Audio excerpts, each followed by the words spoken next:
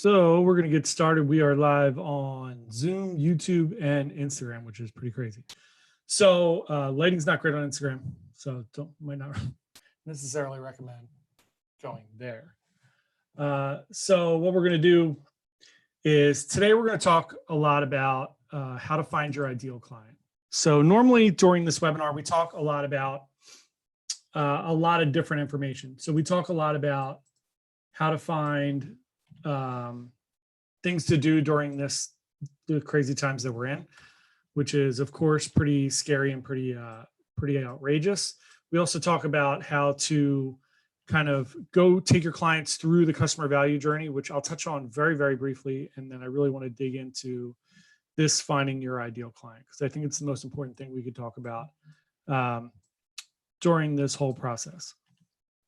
So to get started, this is a webinar. So in your, if you're on Zoom, you can feel free to enter questions or throw them in the chat, whatever's easier. The Q&A is actually pretty easy for me because I have the Q&A up on the screen. So if anybody has questions and you want to ask them, go ahead. I'm only going to talk for a little bit, and then I try to make this as open-ended and conversational as humanly possible, because I've been doing this for over a month now and I get tired of hearing myself talk. So if you have questions, please fire them in there, and I am happy to answer those questions for you. I'll answer them either as they come up or towards the end when I get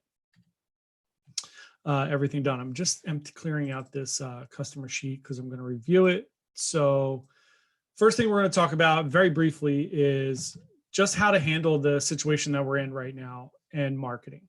So I always do this little caveat when we get started. Normally, you know, I'm pretty gung-ho with marketing. I'm not a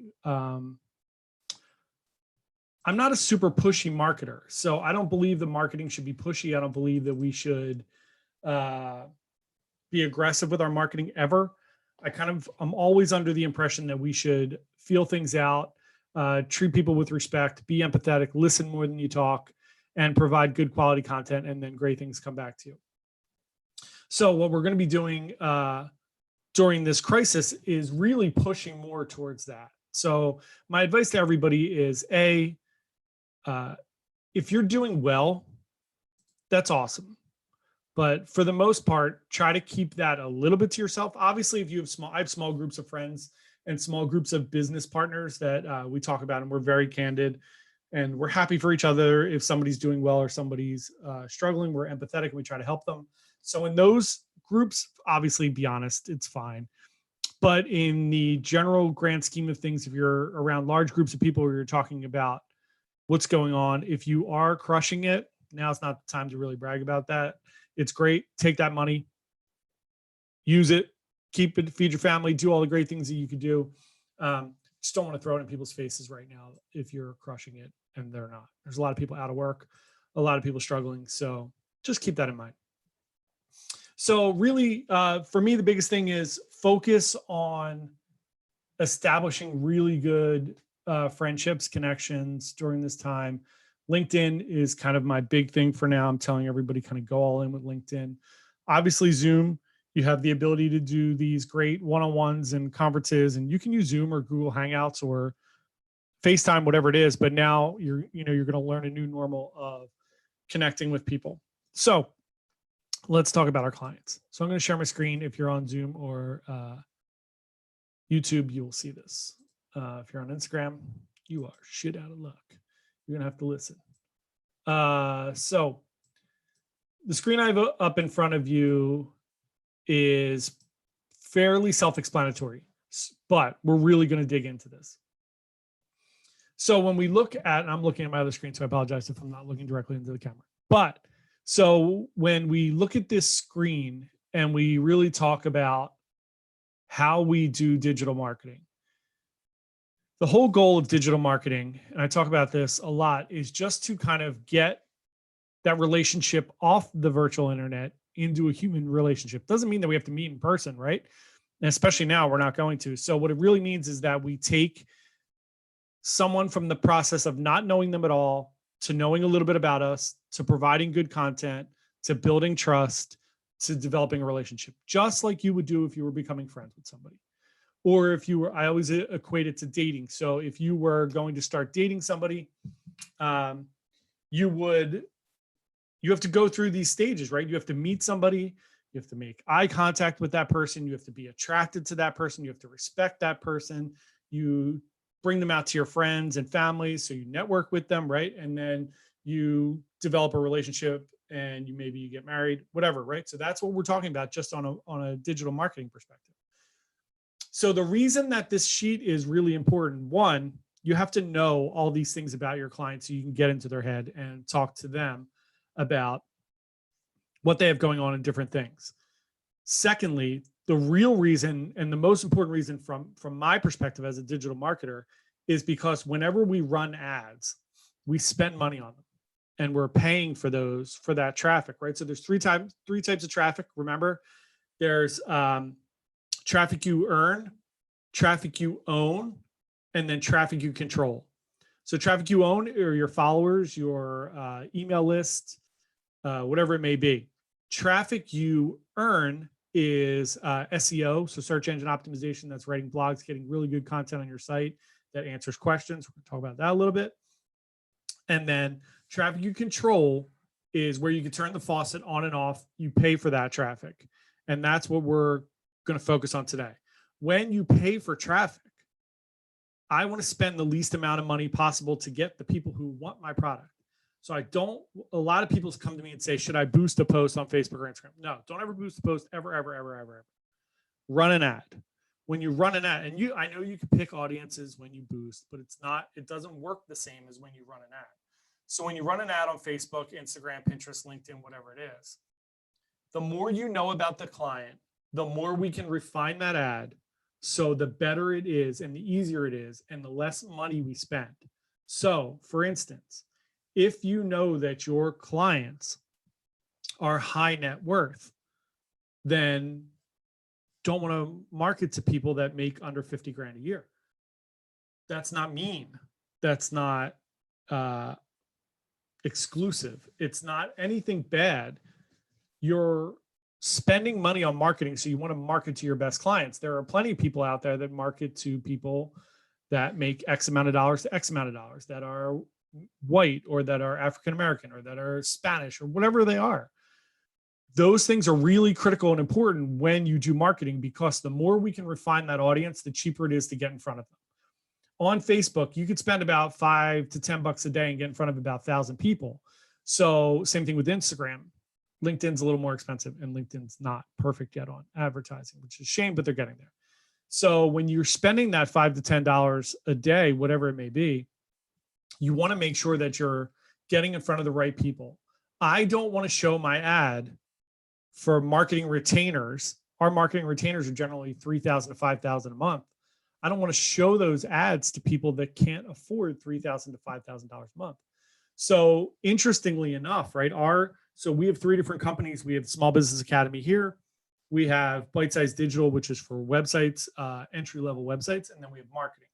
3 very different audiences. So I would have 3 or 4 of these sheets that I would fill out. Mostly for your company, you want 1 or 2 of these sheets, 3 at the most, and I will caution you not to do 3 because your messaging is going to get muddy. So the other thing that these sheets will help you do is develop your messaging. A lot of us, the reason that we're in the jobs that we're in is because we fell into them because we had an issue and we got familiar with something, right? And then we became part of that. So if you're in finance, maybe you struggled with finances, you met a wealth advisor, he gave you great advice, you had a great experience, and then you decided to become a wealth management person. Daisy, I see you on Instagram. Hello. Maybe you were struggling with process or struggling with helping with your business. You decided to learn a lot more about process and controls and all these different things. And maybe that's how you kind of moved into your career that way. So generally what they say in marketing is your mess becomes your message. So you were once your ideal client. So when you fill out this sheet, you do have a little more information. And remember, when you fill out this sheet, we're not talking about who your client is now. We're talking about who your ideal client is or who your dream client is. So I know I talked about the Dream 100. I talk about it a lot, and I'll mention it briefly today, but generally not. Also, Daisy, I know I sent you some videos and stuff on it. There's also a book. It's called The Dream 100, Dream 100 book by Dina Derricks. Now, full disclosure, the print's really big. This should be like a 30-page book, but it's not. It's 100, it's almost 200 pages. There's a lot of good information in here. I would highly recommend it. I'm pretty sure the book's free, or it's like $5 if you subscribe to the email list. Remember, putting out good content. So Dream 100 people know how to do that. But it's a good thing. It's a great thing to do. So when you're filling out this sheet, make sure it's the client that you really want. So not who you're seeing today, but who you really want to see in the future. And we're going to kind of go through this very quickly so that everybody knows exactly what we're talking about. So make sure you fill out the age. Very important, right? If you're talking to people under 20 or maybe even under 25 at this point, you're going to want to do some stuff on TikTok, right? Your audience is on TikTok. They're on a lower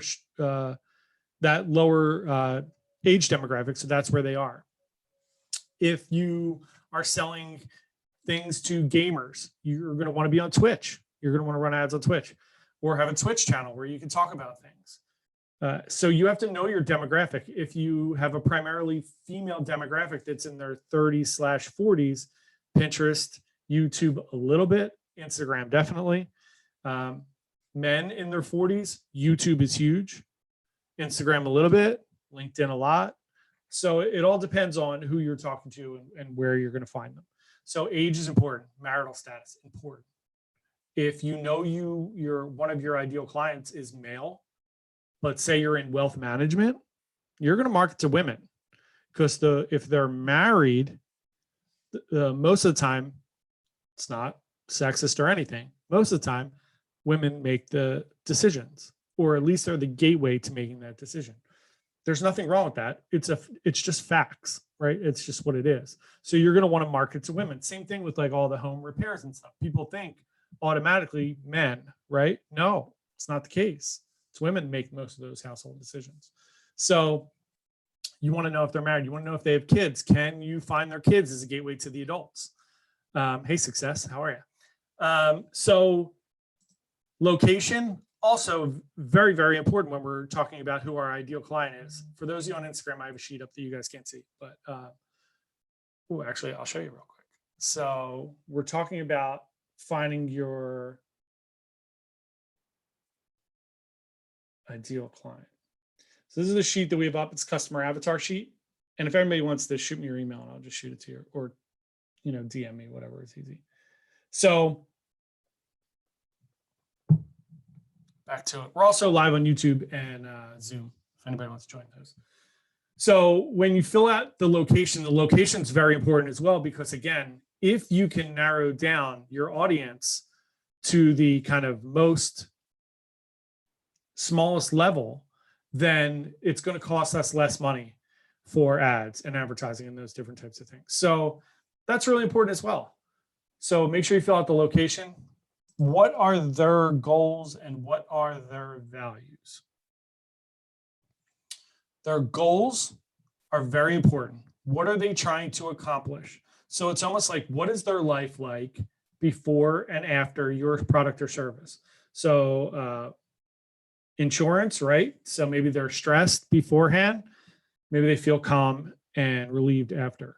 Wealth management, same thing, right? Maybe they're kind of fretting about retirement, or right now they're fretting because they didn't have an emergency fund. And then maybe afterwards you teach them about debt stacking and how to have different levels of savings, right? So they might feel better. What are their values? What are these people like? What books do they read? What magazines do they read? What blogs and websites do they go to? What conferences do they go to? Who are their gurus? All of this is important. Sounds silly. All of this is important. If you're in wealth management and you know that your ideal client is already kind of knowledgeable about finances, then maybe you want to get people that follow Jim Cramer or whoever, named Tony Robbins, whatever big money people that you know. And again, I don't know those industries that well. I'm just throwing out giant names of people that I know. Warren Buffett, right? So those type of things. And then what do? what their job title is, what their income is. Again, that's extremely important. What their level of education is. So level of education is an interesting one for me. So Google now punishes you when you're doing content if you don't speak at a 5th grade level or lower. So it's really fascinating and something to really think about. So we're not trying to talk above people. My other big advice for people when you're doing content is pretend, first of all, pretend, I lost my train of thought. Pretend everybody is 5th grade or lower. Don't use acronyms. That's what I was going to say. So we all have a lot of acronyms. So you'll hear earlier, I said something about SEO and then I explained search engine optimization. So that's the kind of the science and the craft of moving up in the Google rankings for where you situate if somebody searches for something. So if you are going to use an acronym, explain it. We all get caught up in acronyms sometimes and we think everybody knows what they are. And sometimes people are too shy or afraid to ask, hey, I have no idea what that means. So all of these things are really important. Challenges and pain points are obviously important. If you're in sales, you understand that. Objections to the sale and the role in the purchase process. Role in the purchase process, super important. Are they a gateway person? Are they a decision maker? Make sure you fill out this whole sheet. Also, put a picture in there. People laugh all the time. When you put a picture in there and you go to produce content, you're now looking at your ideal client. So now you can look at that and say, these are the people that I'm trying to talk to. So how would you talk to that person differently if they were this person? That's the basic spiel for filling this out. Highly important. Fill them out. You should have 1 or 2 per company, 3 if you have some different service offerings. I'm going to open it up for questions. It's about 20 after 12. If anybody has any questions, feel free to fire them over. I'm happy to answer them. And if not, if anybody wants these sheets, shoot me a quick email, john@smbiz.academy, and I will send it to you. No strings attached. I'm not going to add you to any email list or market to you. I will just send them over. And if you have any questions, feel free to email me as well. I'm happy to push you in the right direction. I won't try to sell you anything or do anything weird. So again, thank you everyone for coming out. I'm doing these every day. We change the topics slightly every day so I don't get too bored. And I will talk to you guys soon. Hope you have a great weekend. Stay healthy and have a good one. Thanks all.